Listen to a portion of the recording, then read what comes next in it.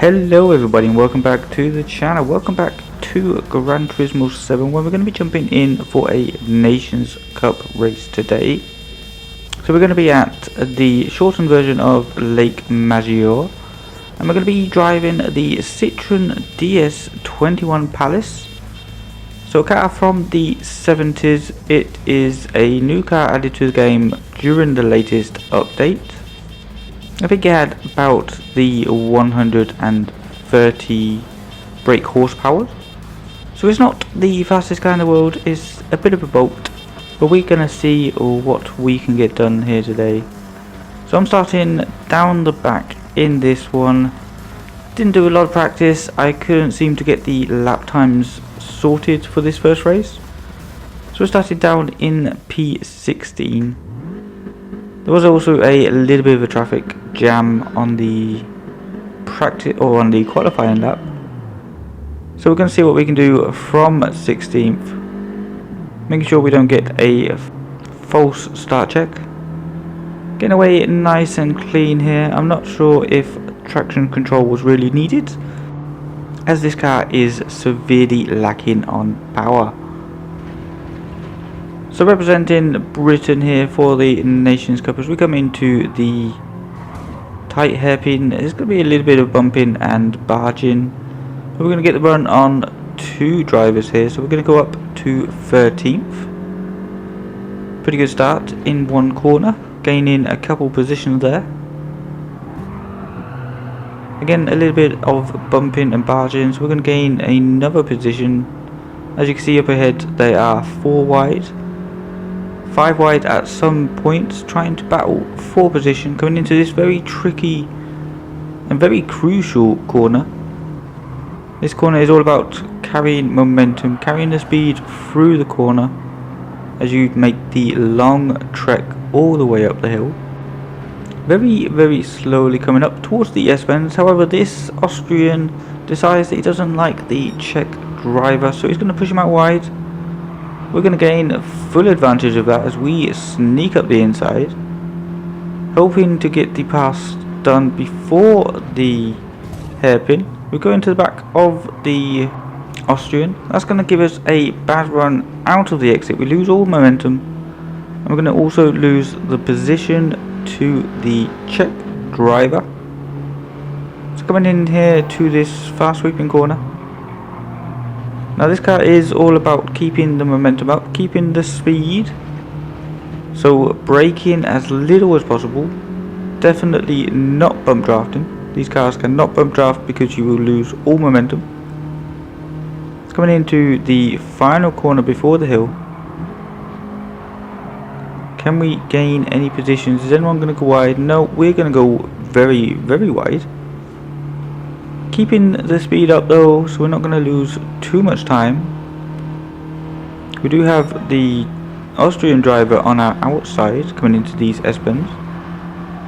As you can see there, we just carry a little bit too much speed, get the bump draft, and we're going to get pushed wide. We're going to get pushed wide again. That's going to cause all manner of carnage as we go into the back of the Czech driver. But after all, we gained a couple positions due to that Austrian driver. So all is not lost here as we sit in 7th position on lap 3. The leader is completely running away with it. There's quite a few gaps as people have been battling and losing momentum. So I don't think a win is on the cards for us today, as we have a little look from the Austrian. That's going to put me off. That's going to make me go even wider. So we're going to lose that position. We're also going to lose a lot of momentum going up the hill. So we're going to lose also another position to the Belgian at the start of lap 4. Coming through these S-bends once again. Coming to the most dangerous corner on the circuit. There's a lot of carnage coming through this hairpin, but not this time. Everyone keeps it nice and calm. We're going to fast forward now a lap later to the same hairpin, where there is going to be a little bit of contact this time. A couple drivers off. We're going to gain one position.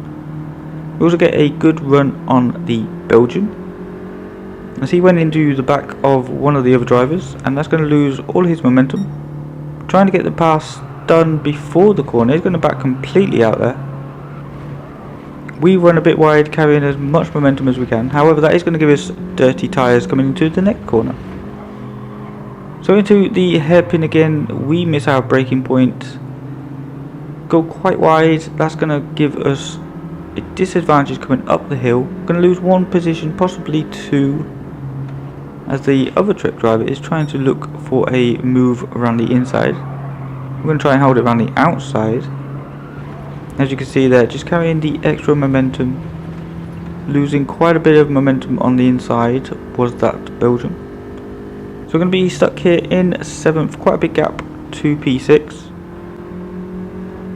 However, P6 did get a penalty. That's going to give us the run coming into the final corner. We're going to look for a move down the inside, try and get it stopped, try and get it turned in, which we do. However, we did lose quite a lot of speed on that tighter line. So we're not going to pull away from the Frenchman. And indeed, as we come over the line for the last time, we did stay in 6th position. The Frenchman behind did make a mistake, so we get to keep that 6th position. So not a bad return for the first race. We went up, I think, 10 positions. So as we collect our rewards here, for coming in 6th position, he seems pretty happy, the staff seem pretty happy, but we're not, so we're going to move into race number 2. So we did a lot more practice for this one. Also set a pretty decent qualifying time. I think I was half a second faster than P2. But of course he could have made a mistake in that qualifying lap. So we're not going to rest, we are going to push, try and build that gap as quick as possible. Hopefully they're going to battle behind so that we can just run away with it. So the first lap is always just about trying to keep it smooth and consistent. Nice and clean through these corners, don't lose too much time, but also don't make any stupid mistakes. As you can see here, the top speed as we come into the final corner, reaching 101 miles per hour. Absolutely incredible scenes here as we almost break the speed record. Coming up the hill to start lap number 2, which just so happens to be the fastest lap of the race. Not lap number 1 obviously, but lap number 2 was the fastest lap of the entire race. So braking here just as the curb starts, getting a good wide entry. That's going to give us a pretty good run up the hill.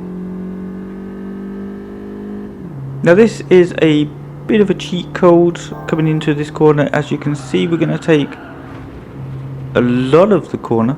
I've actually seen the fastest lap time on this circuit, and let me tell you, he didn't have much of the car on the track, if any. So that maybe leaves a little bit of a look at. But coming into this final corner here, we're going to stay in 3rd. We want to keep the speed as close to the 64 as possible. And coming up the hill to set a 101.6, definitely not the fastest lap in the world, but we'll take it, and we're going to come home in P1 with a gap of 3.2 seconds to P2.